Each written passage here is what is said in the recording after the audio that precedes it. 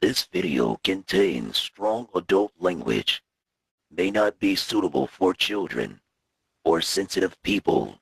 Boom boom.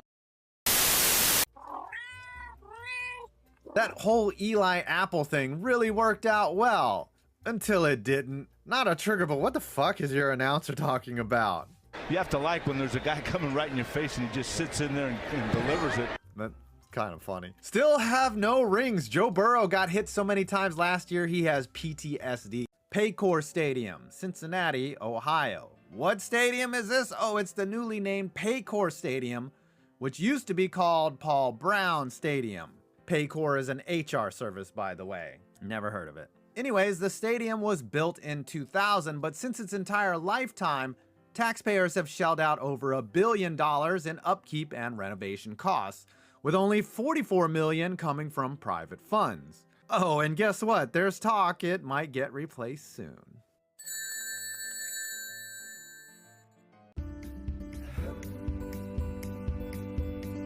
Paycor is aging, and there are architectural issues with it, in particular choke points from fans leaving the stadium from the upper deck, and still no indoor practice facilities. However, Tom had some insight on the fan experience. Yeah, so Paycor definitely, what's funny is the guts of it, like the workout room is pristine. Like the locker rooms are super duper nice.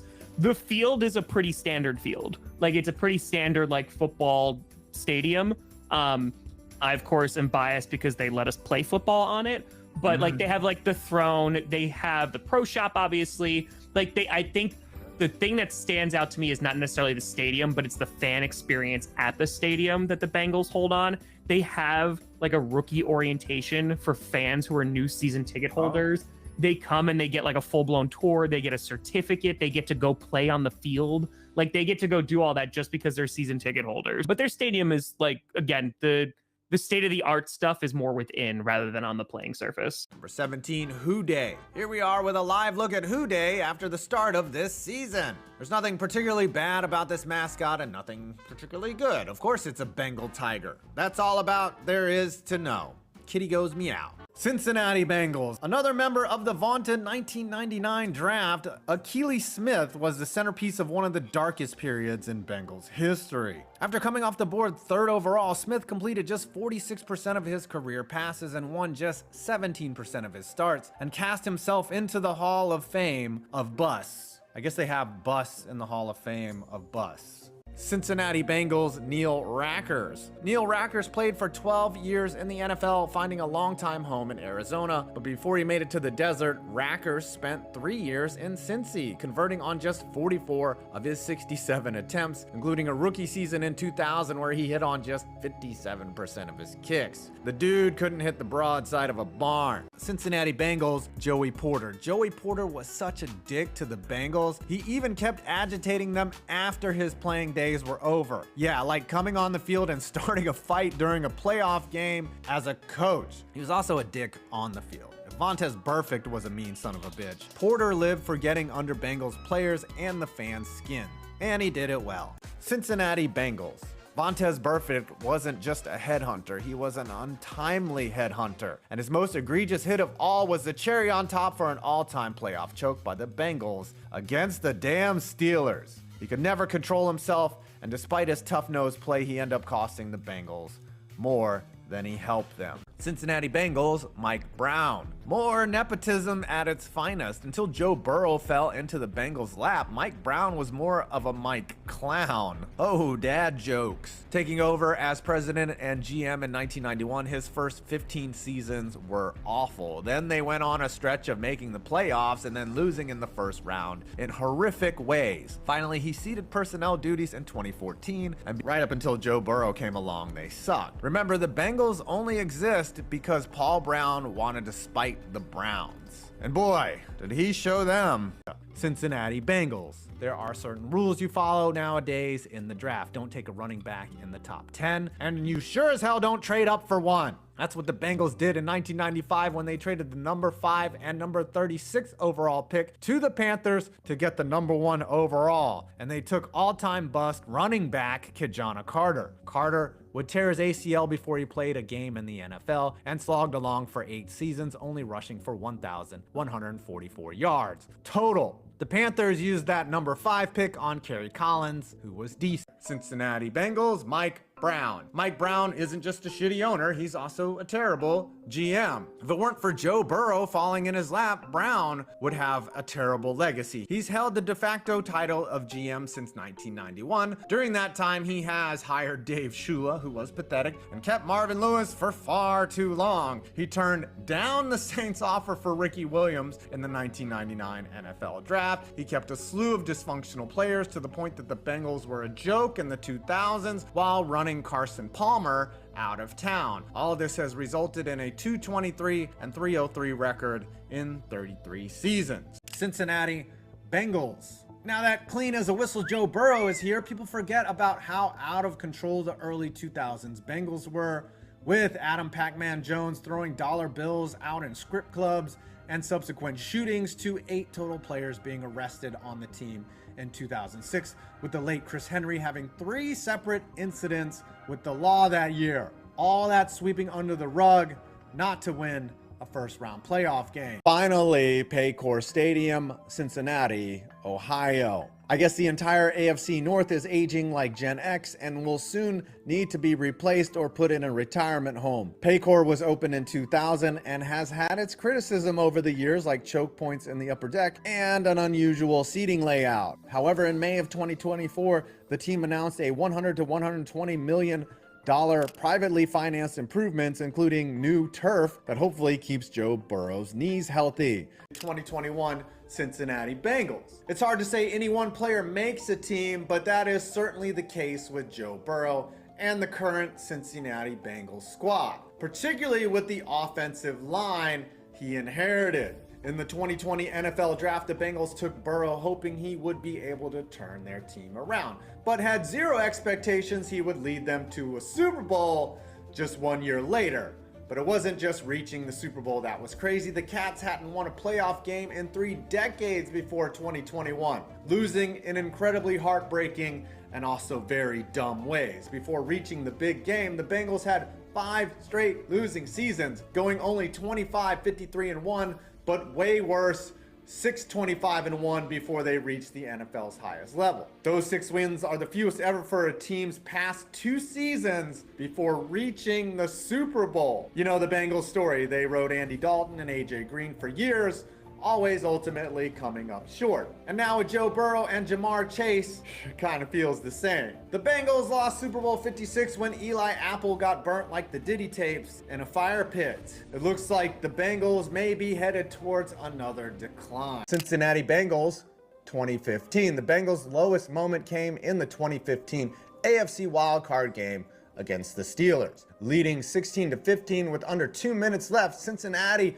had this game in the bag, but then a fumble and back-to-back unnecessary roughness penalties by Vontaze Burfict and Pac-Man Jones set up a game-winning field goal for Pittsburgh, resulting in a crushing 18-16 loss. This devastating defeat marked the end of the Bengals' 5-year playoff streak, and they wouldn't return to the postseason until they drafted Joe Burrow and experienced success in 2021. Cincinnati Bengals. Yes, seeing Eli Apple getting burnt like a freshman his first semester in college hurt, but that whole season was house money. Giving up a game-winning drive to the 49ers in Super Bowl 23 sent the team into the doldrums of having to endure Mike Shula as your head coach. Mike frickin' Shula. Cincinnati Bengals, 1998. The Bengals' 1998 season was a painful year that encapsulated the franchise's struggles throughout the decade. The Bungholes bungled on.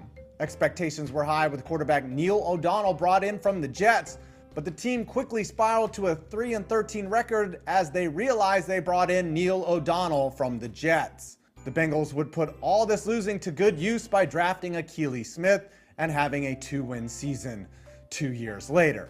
Cincinnati Bengals. Joe Burrow is still getting shelled behind the line like the trenches in World War I, but hey, You can just rely on his high-end talent until he literally dies, right? Speaking of high-end talent, T. Higgins is probably gone, and losing him is going to hurt. You clawed back after a pathetic start only to miss the playoffs on the last day of the season, and then have the gall to blame the Chiefs, a team that earned their playoff spot and earned the right to rest their starters. Oh, boo-hoo-hoo. You lost to the fucking Patriots.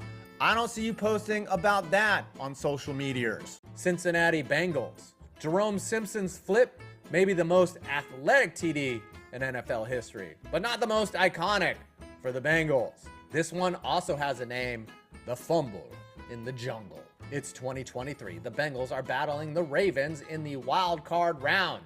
With the game tied at 17, the Ravens were threatening to score. A fumble, Sam Hubbard, 98 yards the other way. Bengals lead 24-17 and hold on to get the win. That Bengals team would play in the AFC Championship, but lose to the Chiefs. Cincinnati Bengals. Joe Burr. Oh, what a cool nickname. You see what I did there? I took his name and then I made it Burr. Should I restate the joke a little louder? Because I think you didn't hear it the first time because you're not laughing. Joe Burr. Louder now. Man, I'm bombing like Marvin Lewis in the first round. Cincinnati. As of this recording, the Bengals haven't won a playoff game since 1990, and I have zero doubt that's going to end anytime soon, as Joe Burrow was already mentally damaged from a serious knee injury as a rookie, in addition to having a noodle arm. Your current head coach, Zach Taylor, is so bad that 90% of NFL fans probably couldn't even pick him out of a lineup. Marvin Lewis somehow lasted 16 years despite winning 0 playoff games. Andy Dalton wasted some pretty solid squads in the early 2010s. Remember when former franchise quarterback Carson Palmer hated Cincinnati's cheap-ass owner Mike Brown so much he retired after just 8 years? Your team is more known for employing criminals than winning games. What is there to even do in Cincinnati besides eat a bunch of shitty Skyline chili? I mean, seriously, have you ever heard anybody say they want to go to Cincinnati? I haven't. Who Dey Bengals. A pretty generic and solid mascot that serves its purpose but doesn't really have anything about it that goes the extra mile. I do appreciate how they let its feet hang out instead of giving it some dumb-looking sneakers or cleats instead. The random whiskers make it look like it got its ass kicked by a porcupine despite having massive PED inflated biceps. Rating 5 out of 10.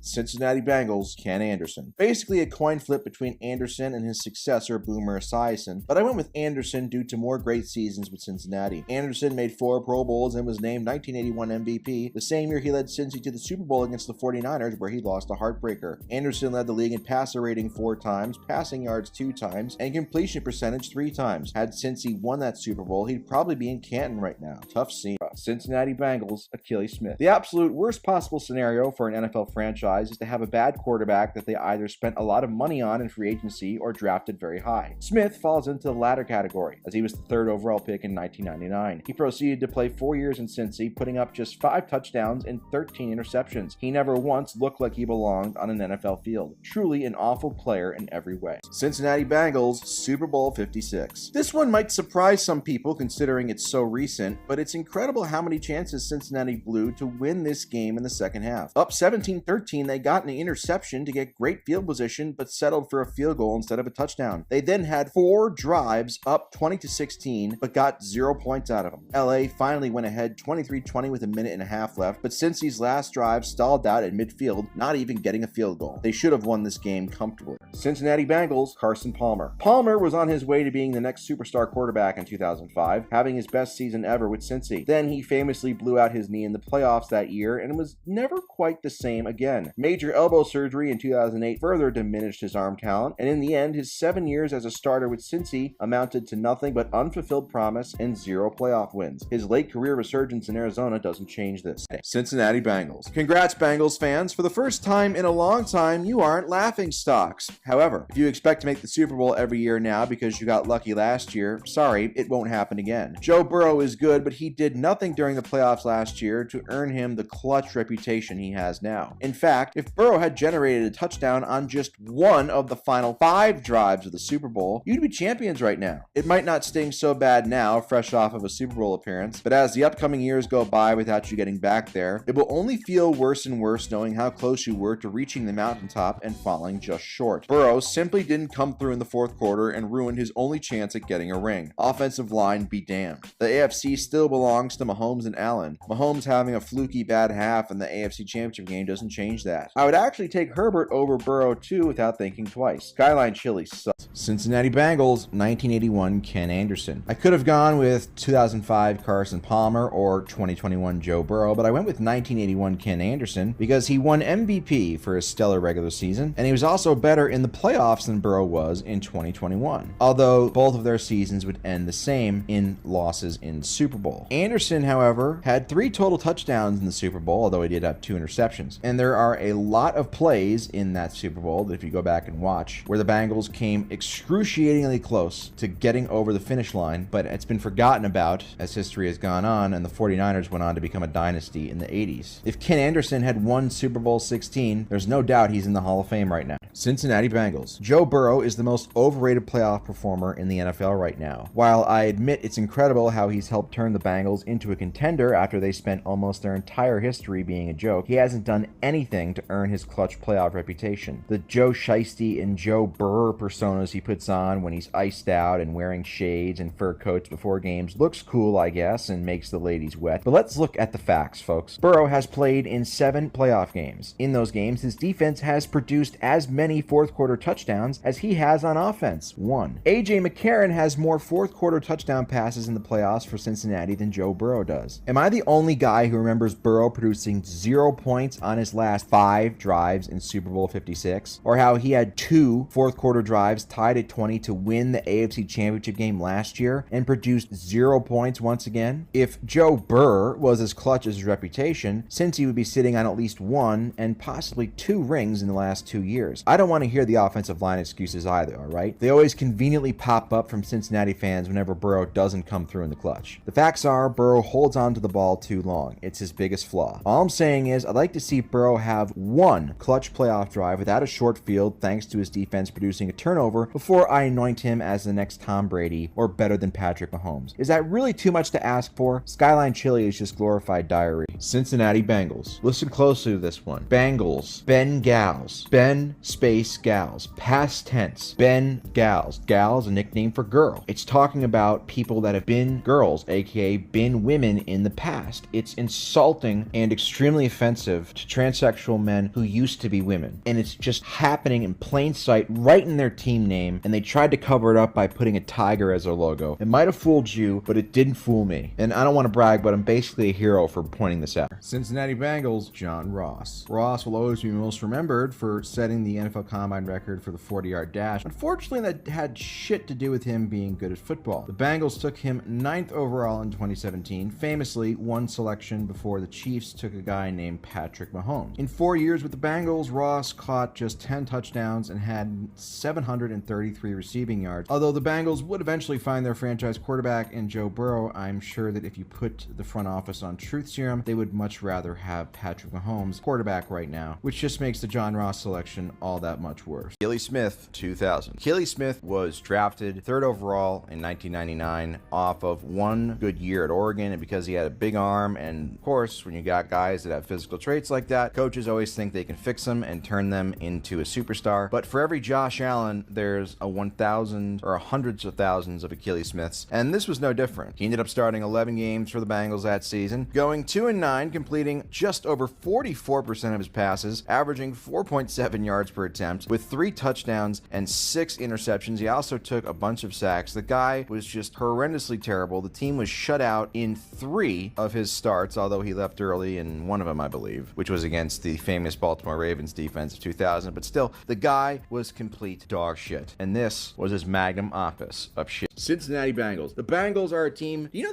it doesn't feel like it, but the Bengals have made 3 Super Bowls. It's crazy. The Bengals are like, they've been one of the most laughable franchises, at least they usually are, and yet they've made 3 Super Bowls. They haven't won any of them, but they all came ridiculously close to winning all 3 that they played in. So this is a franchise, I mean, they're so close to being the Northwest version of the New York Giants, where there's just a bunch of shit mixed in with a couple random ass Super Bowls, but that's neither here nor there. Anyway, a lot of people listening to this weren't even old enough to remember the 2 Super Bowl losses losses to Joe Montana and the 49ers in the 80s, so I'm just going to stick with really the recent Bengals, which is that Joe Burrow's overrated, and I've been banging this drum a lot. Just like Joe Burrow's been banging his side chick, that he got caught banging his side chick because his house got broken into, which, by the way, now that we know nobody got hurt, is one of the most hilarious ways to get exposed. The guy's engaged, and he has his side chick hanging at his mansion, and his mansion gets broken into. His side chick calls her mom, "Mommy, somebody broke in!" And then boom, it's plastered all over the news, and Joe Burrow is at a press conference acting like, you know, he just got shot because he got exposed for cheating on his fiance. Like, dude, that's on you. You know, maybe that's karma for you guys being, what, 5-8 or 5-9 despite Burrow having great stats this year. Look, the fact is, Joe Burrow, I can't ever remember a guy having such a clutch reputation when he's never even thrown a fucking fourth quarter touchdown pass. He's played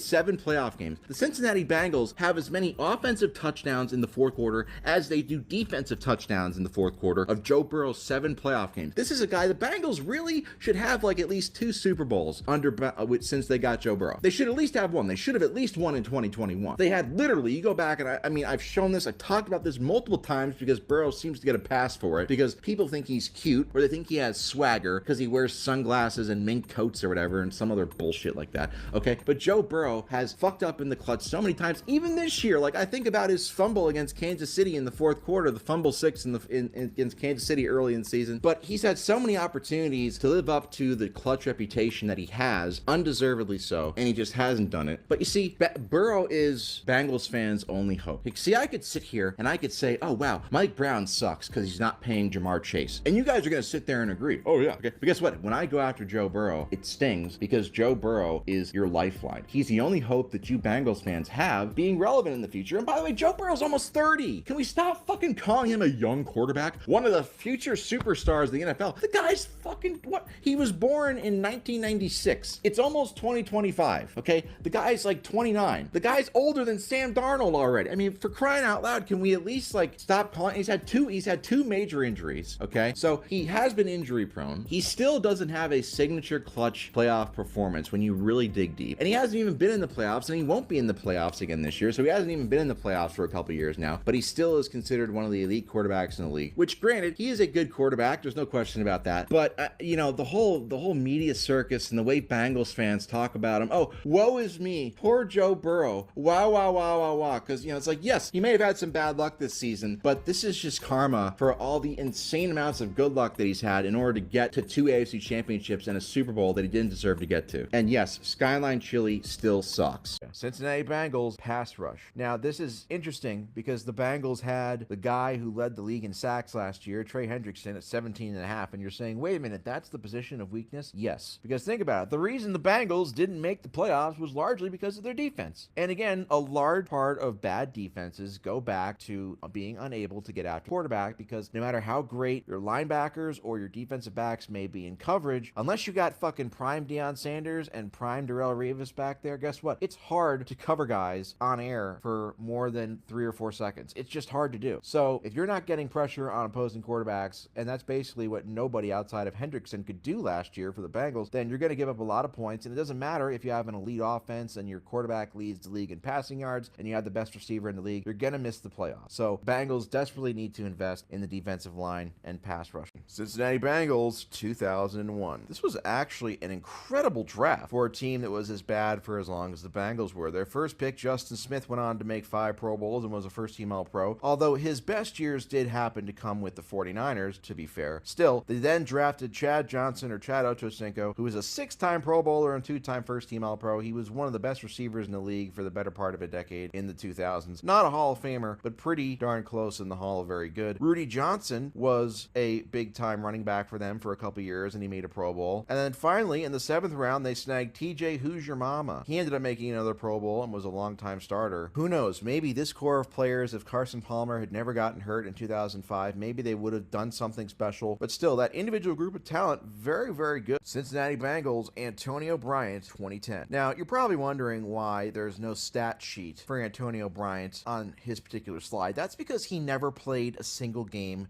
with the Cincinnati Bengals. Now, you say to yourself, well, that's not a big deal. There's tons of players every year that sign and never end up playing a game for the team they sign. They get cut in training camp. It's a part of the business. Well, most of them don't sign a 4-year, $28 million contract with $8 million guaranteed paid before they get cut, before ever playing a game with the team. And that's exactly what happened with Bryan. So that's right. The Bengals essentially paid Antonio Bryan $8 million to never play a game for them and practice once before he got hurt, and they released him before training camp. That basically sums up the Bengals. Cincinnati Bengals, Zach Taylor. Who is Zach Taylor? I feel like he's just the kind of guy, he's just a stick in the mud, really. Nobody really mentions him or talks about him. It's kind of like when the Bengals are playing, oh, look, it's that guy again. And he's now entering his 7th season as the Bengals head coach, and basically people can say, well, his success in Cincinnati is directly tied to the right arm of Joe Burrow, and largely that seems true. But what's interesting about Zach Taylor is, despite the fact that he was terrible without Burrow, his first couple seasons without Burrow, in 2023 the Bengals actually did somewhat well when Burrow missed half the season. And then last year, with Burrow healthy and playing really well, the Bengals defense was atrocious and they missed the playoffs despite Burrow having one of the best seasons in the league for any quarterback. So the question becomes, really, is Zach Taylor, is he the coach that led the Bengals to back-to-back AFC Championship games and a Super Bowl appearance, or is he a guy who the other 4 seasons have missed the playoffs entirely? What is he? Who is the real Zach Taylor? I feel like a lot of people still don't know, but hey, maybe we're going to find out. Luckily for Taylor, Mike Brown seems to be really patient. Remember, he gave Marvin Lewis 16 years as a head coach, despite Lewis never winning a playoff game. So I think no matter how bad this Bengals season is, unless it was like 1-16 or something historically awful, I think Taylor will keep his job. That's why I have his hot seat ranking at a 2.5 out of 5. Cincinnati Bengals, Amarius Mims, the absolutely towering 6'8", 340-pound giant who was picked 18th overall by the Bengals in 2024 to protect Joe Burrow's butt, had a solid, if not slightly above average rookie season where he started 15 games. And although, as we know, the Bengals did not make the playoffs, they had one of the better offenses in the league. Simply put, Mims is the selection here because his potential is limitless. He is a physical monster who, if he pans out, will be an absolute stud and make the Bengals offense even more dangerous than it already is. And I think he's going to become that stud. Cincinnati Bengals, T. Higgins. T. Higgins is a great number 2 wide receiver. Again, in the old days, I would say no offense to Odell Beckham Jr., but I'm maturing and I'm a mature person, and that's called growth. Either way, T. Higgins is a great number 2 receiver, and he plays on a team that gets a lot of high-profile games, but I think he might be such a little bit overrated because he gets to benefit with playing with Jamar Chase, who takes a lot of attention off of him, and he still isn't a dominant receiver. Basically, this comes down to, do I think he could be a great number 1 receiver? I don't know, but he gets talked about sometimes in that light when we've never seen him as the lead dog. No offense to Michael Vick. And for that, I'm going to say he's slightly overrated as a second banana who gets talked about like he's a first banana. Cincinnati Bengals, Joe Burrow. Is Joe Burrow an elite quarterback? Yes, he is. I would say he's one of the 3 or 4 best quarterbacks in the league, but I also think that nobody gets more excuses made for them than Joe Burrow does. And I'm not saying that some of those excuses aren't valid. The Bengals defense last year was trash. That's true. Did Joe Burrow play well enough to make the playoffs last year? On pretty much any other team, yes. He had a great season, no doubt about that. But there were also moments in games where he had some bad turnovers, and so he wasn't completely blameless. Talk about the Bengals missing the playoffs last year. I wouldn't say he was the problem by any means, but he had a great season. But it wasn't like a GOAT caliber season. You know what I'm talking about? It wasn't like a top 5 quarterback season ever, right? And I've said this for the last couple years, and it's still true, and it's still going to be true for as long as Burrow is still, unless he updates his playoff resume, I think he's the most overrated clutch player in the league, maybe ever. And I think he's still living off of that 2021 Super Bowl run, and it's time to get back to the playoffs if you're Joe Burrow. I think that that's just the reality. I think that if, the Bengals they've invested a lot of money in his receivers. They've given him the weapons. Now you can talk about his offensive line, but he has like the best receiving core in the league, So if that means that the Bengals are going to have to average 35 points a game in order to get to the playoffs, then that's what they're going to have to do. And if Burrow is really that good, then he should be able to do something approaching that.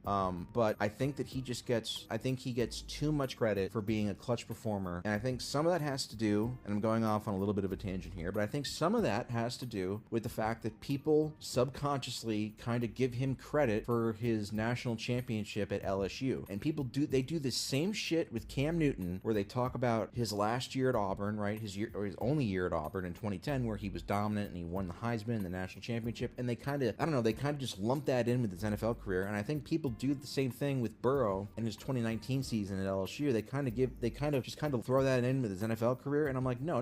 That's college football. It's not the NFL, right? They're both first overall picks, so that's just another side tangent. But I think overall, he's kind of in the same boat really as Josh Allen and Lamar Jackson, where his prove it rating, he doesn't have anything left to prove really in the regular season. We all know he's a great regular season quarterback. He's made a Super Bowl. He's made a couple conference championship games. The only thing left for him to do is to close the deal and win a Super Bowl. So his prove it rating is a 3.5 out of 10 to me. Bungholes have been the NFL's laughingstock since they were created in 1970.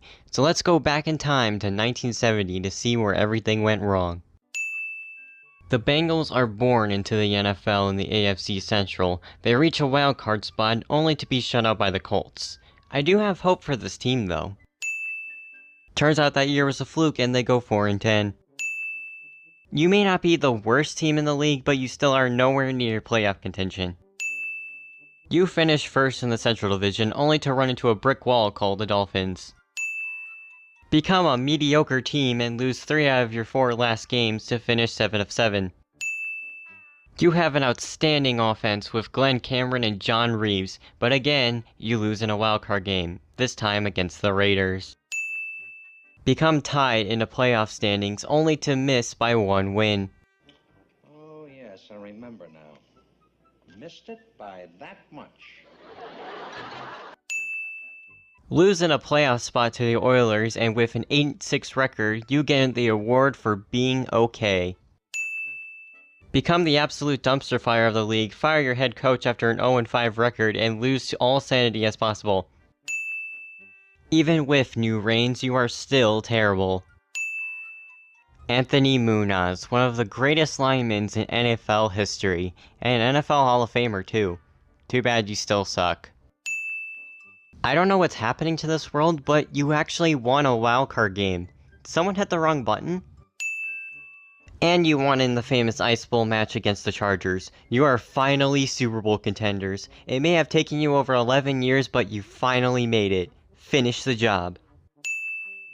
Or just lose to the 49ers. At least there's always next year.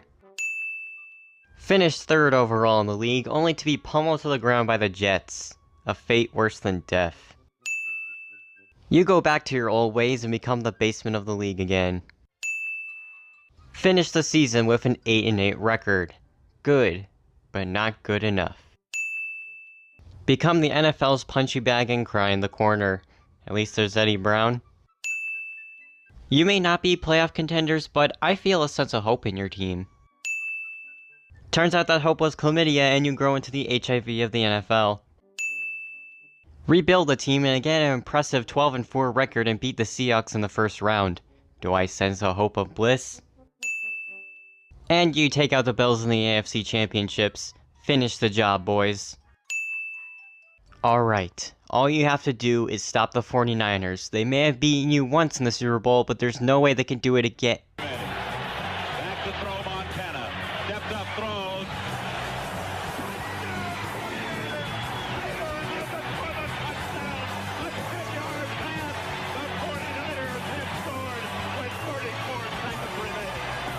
Never mind.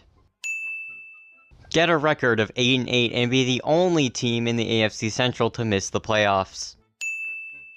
Dominate the AFC Central by taking out the Houston Oilers in the wildcard game, only to be routed by the Raiders. You finish the season 3-13. That's the equivalent of being in the LA traffic while the apocalypse is happening. Replace your entire team with a bunch of college nobodies and become mediocre again. At least there's Carl Pickens. Have the worst record in the league and become the dumpster fire what once was a great team. Nope, you are still terrible. At least you got the first overall pick in Dan Wilkinson? Who the heck is that? Jeff Blake, your new starting quarterback and a 7-9 record. You may not be Super Bowl contenders yet, but at least it's a start. Receive a new head coach in Bruce Closlett after firing Dave Schuchla, only to have 4 more years of mediocrity. Have another new head coach in Dick LeBeau. Hopefully he'll actually go somewhere with this team. One of the worst records in all of the NFL and replaced for Blue with Marvin Lewis not even 2 years into his contract. Get a pleasant early Christmas present with 2 years of 8-8 records and missing the playoffs twice. Finish first in the AFC Central only to be curb stomped by the Steelers and your old head coach. How is that little blue guy doing anyways? Wash it down with even more Adderall with a 7-9 season. Start the season with 8 straight losses and watch from the sidelines as the Blue receives another Super Bowl ring. You finish first in the AFC North with 10-6, only to lose in the wildcard game against the freaking Jets. You don't even make a wildcard game this season as you finished in last. It's almost like you have a thing for losing. Just barely slide into the wildcard, only to be stopped at the door by the Texans. This is it. This is your chance to get revenge on the Texans for taking you out of the wildcard game. It all comes down to this. Quick release to Jones, trying to get loose, but he's going to be short, and Cincinnati. Well then. You finish first in the North again, only to collapse in a wildcard game against the Chargers. Another year, another horse stomping in the wildcard game, this time against the Colts. And 7, and McCarron goes down the field, and it's caught, and Breed's in for the touchdown! Oh my god. They did it. They beat a wildcard game. It is beautiful. Finally, after all these years, they can finally let go of the pain of losing in the playoffs. All they have to do is hold on to the ball, and they are victorious. Here's Hill. Jarvis Jones. Ball is out! Shazier had it for a moment, and now it's picked up by Cockrell. Oh, well, that's okay, as long as there aren't any flags on the field. Roethlisberger from the pocket, middle of the field, incomplete. Oh, a flag does come in. Went to the head. Lewis Harris's. At least it can't get any worse, right? Personal foul, defense number 55, 15-yard penalty, automatic first down. Congrats, Bungholes, you blew a wildcard game you were gifted to win. Now do us all a favor and dig your own grave. After that defeating loss, they traded up with 3 years of mediocrity. Marvin Lewis is fired after 15 years of being a head coach. It's about time. And now with Zach Taylor, you get last place again. At least you got the first pick in Joe Burrow. Joe Burrow gets injured in Week 11 and doesn't help the team with a 4-11 record. We also have unsportsmanlike contact against an official, defense number 41. Unsportsmanlike conduct, number 88, spinning the ball in the opponent's bench. Taunting, offense, number 82. Spiking the ball in the bench area. That's interference, defense, number 22. Unsportsmanlike conduct, taunting, defense, number 2. Personal foul, unnecessary roughness, defense, number 21. Personal foul, roughing the passer, defense, number 99. At the conclusion of the play, taunting, defense number 59.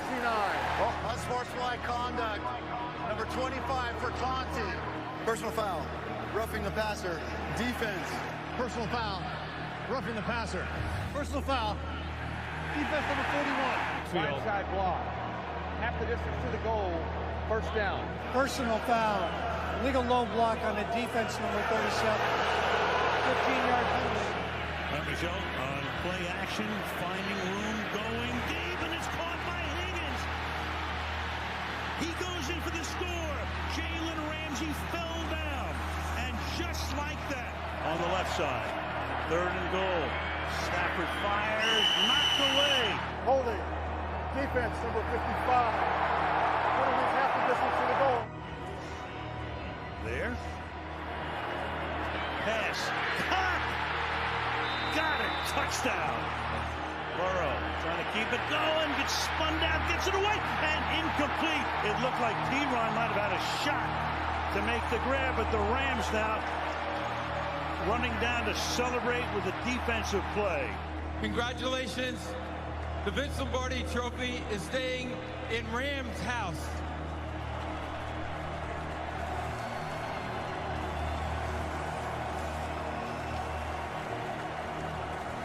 Stan Kroenke, the owner, congratulations. I know so much of the stadium, all that you invested in this team, the talent around us.